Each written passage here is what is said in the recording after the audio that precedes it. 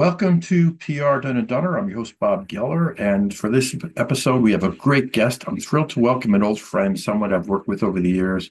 Uh, he's a superstar in so many areas. He's an author, speaker, educator. I can go on and on. You probably know his name as he's a world-renowned social media marketing guru. And he also just happens to be a great guy. Joining us today is none other than Neal Schaffer. Welcome, Neal. Hey, Bob. Your intro was too kind. It is an honor to be here. And yeah, I am together with a world-renowned PR expert in Bob Geller. Ah, So now you've been too uh, kind. can't wait for our conversation. Yeah, well, it's been a while. We've done some work together, and then I saw that you had a new book, and I jumped into it, and it looks like a great resource. As you know, we're a PR firm, and many in our audience are in PR, many in tech PR and marketing. Um, but the topics you cover are so relevant today for anybody in marketing. And I want to touch on a few of those, relevance to PR work, and then maybe launch some questions that are probably top of mind for folks working in digital marketing and social media. Does that make sense? Oh, absolutely. Let's do it. So just do us a favor and share a few ideas or your main thoughts about your book, especially when it comes to the idea of digital first marketing. What are the cornerstones of digital first marketing these days?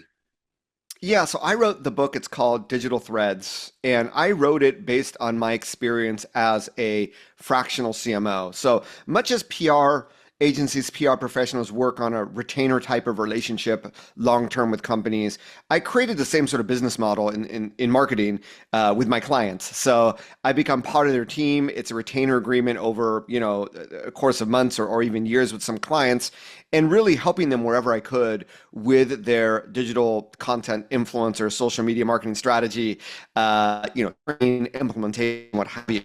And what happened was, that book began, and this concept of digital first marketing began where my previous book, which is called The Age of Influence, which is about influencer marketing, that published right in March of 2020. And all of a sudden, I had all these companies reach out to me because the only way to reach consumers, the only way to reach the public, the only way to reach customers was digitally, right? Physically, we could not meet each other. And to me, it was a no-brainer because this digital transformation, we talk about the digital transformation in business, but it often is only thought of as like IT related. But digital transformation has been happening from a consumer perspective, from a public perspective for a few decades, right? Just how much shopping we do online versus physical, how much information we consume digitally versus physical, how much communication we do digitally versus physical. And I feel that businesses have always been playing catch up to that. And they've never really thought, well, if we had to do a reset on our budget, a reset on everything that we do, obviously we would be digital first in our approach. And it is an absolute no-brainer, yet a lot of businesses, especially old businesses with a lot of legacy infrastructure, are still a little bit behind because it's like, well, we spent this much on this effort last year, let's keep the budget. Or we've always done it this way, without really doing this reset that at some points, I don't want to get into politics, but whether or not you How can you avoid it? support, I mean, it seems yeah, like whether or not you support the president or not, in many ways, it is a reset on a lot of ways the country has been thought to be in terms of our relationships with Europe, in terms of birthright citizenship, right. in terms of immigration and all that, right? So I think in business, there's always need for this reset to adapt to the current state of things. So I came up with the concept influenced by the COVID pandemic, obviously, but this acceleration of the digital transformation by the consumer has to be met by businesses in how they engage with people. I come from a marketing perspective, you come from a PR perspective. I think we can agree it's the same. So with that in mind, digital first marketing is the concept that says, let's think digital before traditional, before physical, when we think about our marketing. Not to say that traditional, physical, that's still very important as we know, but driving down the street here in Orange County, California the other day, I found yet another mega shopping mall that has literally been demoed. They're probably going to build housing there now. And I think we've all seen the closing of physical stores, right? Yeah. Where we used to go shopping. It is a sign of the time. So if we can think digital first, then social media is not a novelty. It is an absolute must have. And you begin to see the elements of digital marketing and PR just a lot more clearly and a lot more strategically. And I will say the other thing about the book that I want to talk about, why I wrote it is because that last book I wrote was about influencer marketing. In March of 2020, February 2020, April 2020, I got a lot of inquiries about my fractional CMO consulting. Businesses wanted help with their influencer marketing. But when I took a step back, and maybe Bob, you see this as well. You see companies reach out to you. They want help with their PR, but they don't have their house in order. Right. Of So in order for you to do PR, we need to have a website, and the website has to have the right branding, the right messaging. course. And there's some other pieces and I found the exact same thing with digital marketing. Companies were rushing to do influencer marketing, yet they only had 100 followers on Instagram, or their website SEO was lacking, or they weren't doing marketing automation and all these other concepts of, I call my book a digital marketing book. Ann Handley was kind enough to say this is really like a Bible of modern marketing.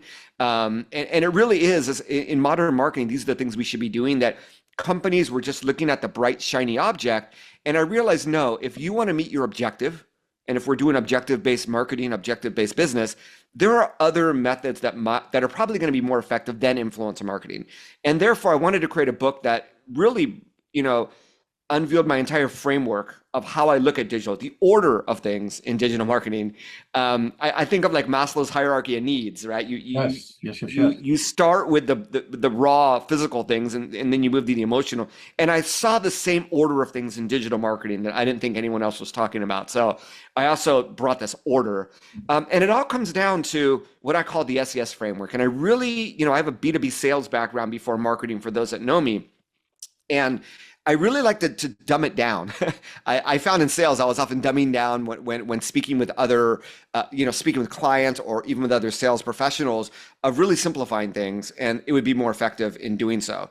And the simplification really is that everything in digital marketing revolves around this SES framework. In other words, the way that people consume information, the way that people are going to engage with you and develop relationships with you is either going to come through a component of search, which in a broad term is discoverability. It's not just search engines. We know it's large language models as well. ChatGPT is now the fourth biggest source Yes. of traffic to my website, and I think we all see that coming. It's also things like TikTok. I mean, ask a Gen Z, what do they think about a product that they've never heard of, and they will immediately go to TikTok to look it up. Yep. YouTube is also obviously the second largest. So discoverability is this huge aspect. And then we have the social part, SCS, search, email, social. Social media is also this huge area for discoverability, as we know, but it's also a place where we build relationships. And this is where I probably have more a PR perspective on social media than a lot of digital marketers do. And then in the middle there, we have email. And email is really the only channel that we own, that we should also be developing these relationships. And as you know, Bob, in the B2B world,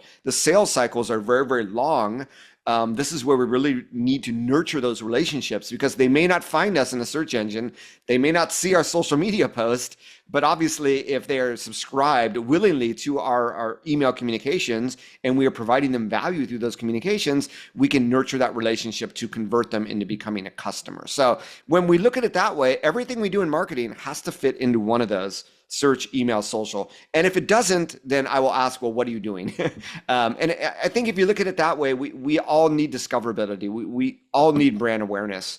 And there's many things we need to do to be discovered. And, it is a much more fragmented world than it used to be, right? Bob used to blog for my website, and all I need is Facebook, LinkedIn, Twitter, and then we had Google Plus, and then what about StumbleUpon? And then we've always, we had Dig, we have Reddit, and now obviously TikTok, Instagram, and with TikTok's banned Little Red Book, and all these other micro networks that are popping up. So at the end of the day, we need to be discovered. We need to find our audience, and we need to find a way to engage with them. So the PR marketing seem very different, but in many aspects, I think there's just this huge amount of overlap. And at the end of the day, whether it is a customer or whether it is a social media follower, in the book, I talk about this funnel of building digital relationships, and it really is all about relationship building. And that's what I believe public relations is about as well.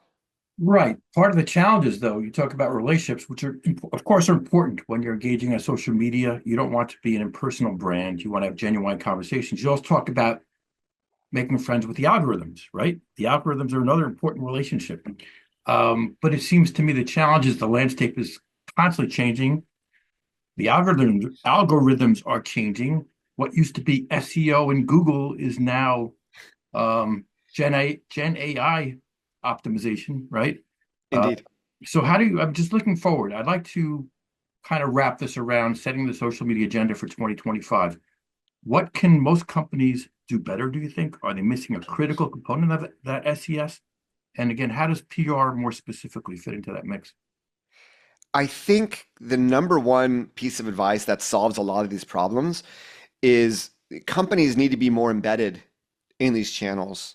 They need to be the ones looking at the Google Analytics and understanding these changes. They need to be the ones using AI and really staying up to date on how other companies are using AI. They need to be the ones that are in TikTok, on LinkedIn, in Yes. Instagram, on X on a daily basis. And I think, Bob, you'd agree that just spending 15 minutes a day, 30 minutes a day in these platforms gives you a really good idea of how the algorithm works. And it also, if you look at it with an analytical mind, right? It also, when the algorithm changes, like when all of a sudden in LinkedIn you start to see a lot more polls, like every time you log in, you see a poll, there should be a light bulb that goes off. And this is just an analytical mindset that marketers have that I think that every one of us who is looking to be discovered and build relationships, especially in social media. I mean, we could say the same with Google algorithms. When I do searches now, Okay, what's the light bulb that goes off when you see the poll? What kind of light bulb? light bulb is that, okay, the algorithm is favoring the poll. So in other words, it's something that you're actually seeing. It's coming to your attention. Yeah. Yes. Okay. Yes, it's almost like on TikTok. If we talk to my Gen Z daughter, she'll go, "Oh, my Gen Z daughter was actually hired as an intern by a marketing agency that had a meeting with her once a week to ask her what the latest TikTok trends were because she was seeing them unfold because she was on TikTok a few hours a day, like most Gen Z are." That I don't expect every busy business person to be able to do that, but if you were able to do that, you would, and obviously looking at your analytics as well, and part of the picture here, Bob, is you need to be publishing different content mediums and also on different topics and maybe in different ways, different textual messaging. The more you experiment and you measure what's working, what's not working, you get a better idea as to how that algorithm works, what content, what format it's favoring, what topic is resonating with your audience. It's actually quite complex if you really want to maximize, your visibility Right. in social media. But that sort of effort, it's not just, I would say the worst thing you can do right now on any social network is just, and I talk about this in Digital Threads, is just post that old link based post, Yes. right? Yes. Because the social networks clearly want to leave you on their social network. Even sites like X, which traditionally were all about dropping links and generating traffic, no longer the case, right? So that is a big mindset shift for a lot of us. And I think especially in B2B, where it's mainly link-based content, we have to get out of doing that. So when if you were to look at your data, like I show in the book, you would see clearly that the traffic being generated from those link-based posts just reduces year in, year out for the last decade, pretty much. So what are the alternatives? And to me, it is a visual first. It is really video first. But even images can still do well on a platform like LinkedIn or Instagram. But it's really, changing from a textual first mindset when it comes to marketing to a visual first. And that's really hard for a lot of us that are used to text. Now, I will say where text is important is the large language models. They are eating up our text. And True. the more text we can give them, the better. So there is this concept in the book I talk about of building a library of content for search engines, but also you can use that library of content. I have clients that will take a blog post and they will create an Instagram reel around it. So the blog post is educational. This is a company that deals in supplements. This is a B2C company. But what are the benefits of taking whatever vitamin? They have a blog post. They can take the main concepts, use stock video, and create pretty engaging, video reels, which they also use for video ads. So that's why in the book I have a chapter on repurposing. I think that is a skill of being able to repurpose text to video, audio to video, video to text. That is a skill that I think will really help anyone listening to get the most from those content assets that they have. And I know I went a little bit far here, but video or at least visual first, content repurposing, always doing a little bit of experimentation with different content formats and topics to understand what resonates and where the algorithm is, and then just spending time in those social networks themselves on a regular basis. Those are really, and I talk in the book about this reconnaissance mode of building a second channel or a second account on a TikTok or an Instagram where it's easy to do, and just using it to see what your target viewer, what your target audience is seeing on a regular basis, right? And those are all things that anybody that are watching or listening can do. No, 100%. I mean, all those ideas and tips definitely resonate. I would say that as I was reading it, I was saying, gee, things are changing so quickly. And what about the influence of Gen AI and ChatGPT and LLMs? Yet it seems like you either anticipated those or it was happening while you were writing. But it seems like a lot of the advice is applicable to, it's not just search, traditional search, but also developing content that answers questions, that points Yeah, people in the right direction. yeah, and as I was writing the book, this was all evolving. So my my effort in the book, was limited to in terms of whether it's marketing or public relations, you have a content creation process. Let's first look at how we can apply generative AI to that process, where it makes sense to use, where it doesn't make sense to use. And that is a dedicated chapter that I have. If I was to extend the book to today during this interview, I would say that, search engines are evolving. More and more people are using ChatGPTs to search. Well, how does ChatGPT find content or Perplexity provide sources? I think a lot of it is still tapping into traditional search engines. So the same sorts of SEO advice that would help you get to the top of rankings is also helping you get seen in a ChatGPT or Perplexity. What is different, though, is that Google has evolved this technology over the course of decades. And I think all of us, whether you're in marketing or PR, you understand the value of a backlink, of getting a link from an authoritative source. I don't think LLMs are really looking at the backlinks like search engines do, because search engines are there to sort of look, put bots out the internet and look at the relationships between websites with the links.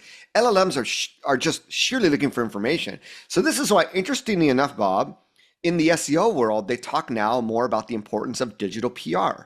It's not about the backlinks necessary. All It's about getting mentioned. It's about brand mentions, right? Or product mentions or name mentions everywhere on the internet. And the more of those you have, the more the large language models tend to see you as an expert, as an authority. So we're almost, digital PR, and I'm sure everyone listening knows this, has always been a part of SEO. It's probably been more of a minor part compared to other aspects. Now in the SEO world, it is a major part. Even if you don't get that backlink, can we get a mention?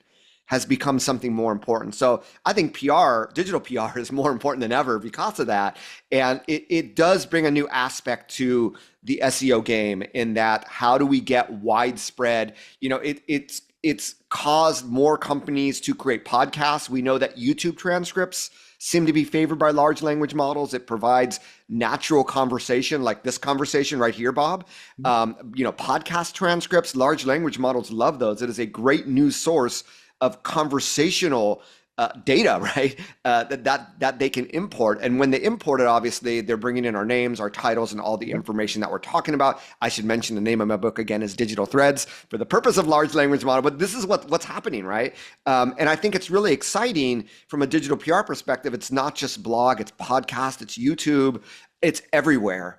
And that, I think, Bob, is sort of the reality of today. This library of content that you need to build, you now need to expose it to as many digital properties as you can. Do you think that whole thing could be rather overwhelming to the smaller business, the enterprise or B2B tech startup that may be pre-funding, or maybe they have some funding, but not a massive war chest? Uh, Yeah, it's overwhelming for all of us, and this is why you need to be really strategic. I think, Bob, it's very clear in your world and in my world that you need content in a digital first world. So the need for content is still there. How much you go outside of your owned media to try to get more of this earned media is really the question. And I would definitely start with your own media, building your own community, once again, in the order of things.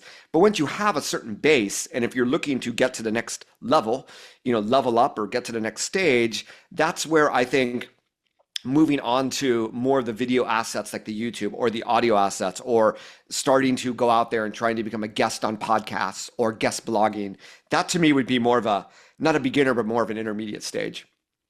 well, I would say, I mean, it may seem overwhelming, but your book provides a very helpful guide. And I was reading it not just to get ready for this podcast, but also as I'm reading it, I'm finding it very helpful. and it provides actionable tips. It's easy to read. It has a lot of, a lot of content, a lot of great advice. Thank And you. I'm just tracking it. I'm going to try to put it in action. We could all do a better job. I could do a better job. Most companies could do a better job. And I think your book points the way. So, Thank you. I appreciate that. um, and while I have you, I think it'd be a missed opportunity if we don't go through this lightning round of questions I have in mind regarding some topics that are pretty hot in the digital marketing, the social media world these days. Would that be okay? Oh, absolutely. Bring it on. Okay. So I for wish I had my drumsticks right now. I'd do like a lead oh, in. that's right. We do a rim shot every time you answer one. Um, but you mentioned TikTok a couple of times. We all know TikTok is kind of a weird status. Oh, do you have them? I do. Here we go. Let's do a All jam. right. Get my I had to keyboard. do that. Sorry. Cowbell. TikTok, yes. So, what do we do about TikTok? I mean, what do we do as far as business marketers? So TikTok is, we all know, a very interesting beast as we speak today. We're, basically recording this right after President Trump's inauguration, and I think there's obviously a political game going on many fronts about this. You know, regardless if TikTok remains or goes away, understanding the TikTok culture, the TikTok vibe, the types of short form video that do well there is an essential skill for anyone in marketing and PR. So until the app is no longer accessible, updated, it crashes our phone. My advice is maintain the course with TikTok. It doesn't change. But if you are like me or maybe yourself, Bob, when I was scheduling some short form videos right before this interview started, I'm posting those same short form videos on TikTok, but also on Instagram Reels, on YouTube Shorts, on X, on LinkedIn. The only one I'm missing is Pinterest, which probably I should add to that. But by doing so, I'm mitigating my risk because short form video has become a mainstream form of video. Even LinkedIn has a dedicated video tab. And I know anecdotally of people that have gotten hundreds of thousands of views for videos on LinkedIn, right? It is a different vibe than a TikTok video. Obviously more professional, what have you, but it is happening. X just announced their own dedicated video tab. Instagram is copying. I didn't realize that CapCut, which is a popular video editor, was owned by ByteDance, which owns TikTok. So Oh, Instagram is creating their own video editor. I think it's called Edits to try to. So, you know, short form video is here to stay. It is a mainstream way of communication. TikTok is the best way to learn about it. I would still post there. And yeah, so for me, nothing changes and nothing has ever changed because we cannot predict the future, right? Google Plus, it was there and then they pulled the plug. But the thing we learn from that is we always want to not keep all of our eggs in one basket, right? And by sharing the same content that might be meant for TikTok, but sharing it on our other channels, right? Knowing that it's becoming more mainstream only helps us mitigate that risk and get further ROI should TikTok go away. makes a lot of sense. I like that. Now, you mentioned politics earlier, and it's really hard to get away from it. I guess politics has a role with TikTok. X is another one you mentioned. Um, and a lot of brands are running scared from X. What do you think? Should we still be on X? Yeah, I have a good friend of mine is a Brit. He's from the finance world, used to work for the London Stock Exchange. And even before Elon Musk bought Twitter, which I still prefer to call it, he said, Neil, I just see Twitter as this cesspool of humanity. And Bob, you and I, we probably had intelligent communications on Twitter. Yes. I've had business, that actually the conversation that led me to teaching at Rutgers Business School started on Twitter. A Grammy award winning musician reaching out to me to become a consultant for him. The conversation started on Twitter. But we have to understand the Twitter of today is very different than those early days of Twitter. And it has really evolved into something where, for lack of a better word, it really is Elon Musk's toy. We see it in the algorithm. We see it in the information that gets surfaced up. I mean, I am not following any of these people, but it's hard to avoid a Tucker Carlson video wherever you are on the platform. So I tend to spend less time there these days. I tend to take it less strategically. It has always been a high generator of traffic, relatively speaking, in social media to my website. So it still has some value there. But the amount of intelligent professional conversations that are going on there is less and less with each passing day. So, does a brand need to be on X today? I don't think so. in Hmm. all honesty, especially if you're a startup and in B2B, there's very little reason to be on there from my perspective. If you're a major consumer brand, um, obviously there's still some segment of your audience that's probably there, so it makes sense. But we're now seeing this fragmentation, right? So the people that used to be on X, where are they? Are they on Threads? Maybe some of them. Are the professional people spending more time on LinkedIn? Probably. Are they going to Blue Sky? Maybe, but I still see all those new Blue Sky and all Mastodon. I still see them as very, very fragmented and very, very small. So I think we're basically seeing the end of like maybe those conversations are going more to Reddit, right? Interesting. So we're seeing this fragmentation of those conversations. We're also just seeing it. It's just Twitter never had the popularity that these other visual platforms had. So as a way of communicating, we're just doing less of it, in my opinion. Maybe, like I said, more of those conversations on a Reddit, maybe on a Discord, in private communities, in Facebook groups, and then on LinkedIn. So yeah, if you were to ask me today, and I tend not to talk about X that much. I mean, I do mention in my book, but like in my weekly newsletter, I refuse to bring up news about X because I think it's just promoting a person, an entrepreneur that's very wealthy, that is promoting, his own political views on his social network, on his users, and I don't want to be part of that. So yeah, I think it is totally okay to completely avoid X today, unless you're a major consumer brand, where just I would minimize my, I'd really keep it more as a customer service channel than anything else. I've talked to podcasters at conferences and they've gotten picked up by the media and TikTok, for instance. And I think more of the media has actually gone to TikTok where they Interesting. used to be on Twitter looking for the news. I think obviously some of them are still there, but yeah, everything has become more fragmented. And I think how the media finds news where it used to be Twitter first, I don't definitely do not think that's the case anymore. But that creates a challenge for brands because it's fragmented. So do I have to now be on Blue Sky and Threads or one of them? What would you Well, recommend? threads without a doubt. I mean, just looking at the data, you know, we've had so many social networks. I don't even know if people remember L. Oh, Oh no, I'm sorry, it was called Elo. Was the yeah. private no ad network. We had Sue. We've had all these fringe networks, and to me, the Mastodon, Blue Sky are still until they get to like 100 million users. They're still relatively new, untested. Threads is already at 100 million users, and that's why I feel it sort of makes sense if you're on Instagram to have a brand presence there. And some have been successful there. So, yes, the fragmentation does require challenges, but there is a concept of strategic networks where you're going to spend more time and other networks where you're going to have like a minimal effort. And I would say, whether it's X or Threads, those are more minimal efforts until the data shows you otherwise in terms of number of conversations, number of link clicks, number of followers. But if you don't see that data, and you're spending too much time focusing on these niche networks, you miss the opportunities on the LinkedIn's, on the Instagrams, on the Facebooks, on the TikToks. Is there cross-posting or multi-posting technology used to make it easier to get out to some of these networks? Oh Like, yeah, I mean, I use a social media scheduler. I don't need to mention brand names. There's a ton of them out there, but most of them are support threads. And okay. basically, whatever I post to X, I post to Threads. It is the same type of character limitation. The only limitation that Threads has is you can only have one hashtag, and I would say hashtags have become less relevant over time anyway.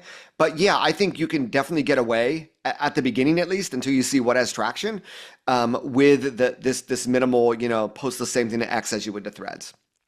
Yeah, and sorry to put you on the spot with some of these, but I think people would want to know what is Neil thinking. They respect your Oh, advice. no, So, Bob, this is my definition of a podcast. It is as if we were meeting in real life at a conference and like, hey, Neil, what do you really think about Blue Sky? Or this is what I think listeners want to listen to. And I want to have these conversations too, but I want yeah. to learn from you and learn what's on top of your mind. So this is awesome. Well, on that, great. I'm glad to hear that. On that note, Threads, of course, is owned by Meta, and you've heard, I'm sure, about Zuckerberg's recent decision to eliminate content moderation. His So, bromance with President Trump, ah, yes. the bigger question is, I don't know if that makes you think any less of Threads and Facebook. The bigger question, I guess, is should brands, social media platforms, and their owners even get involved with politics? But what are your thoughts on those? Man, that is a tough one. I'm not a fan of sort of bowing down to a publicly elected official who's supposed to be a Right, servant of the people. right. So I'll start there. And I think it's very unfortunate. Obviously, we know what's happened to X, to Twitter. And I think it's very unfortunate what's happened to Meta as well. At the end of the day, and I've been asked this, about the Facebook scandals in the past and the fake news. At the end of the day, as global citizens, we need to build critical thinking skills, right?